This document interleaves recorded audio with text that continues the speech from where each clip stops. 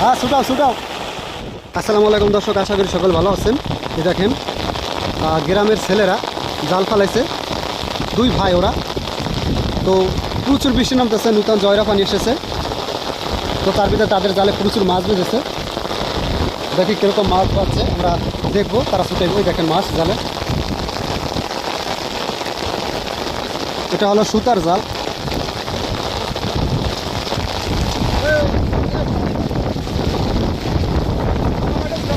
না না, ওই 100% বৃষ্টি। হ্যাঁ, বৃষ্টি রে বৃষ্টি। দেখেন বন্ধুরা, এরকম বৃষ্টি থেকে মাছ ধরতেছে বিলের মাঝেও।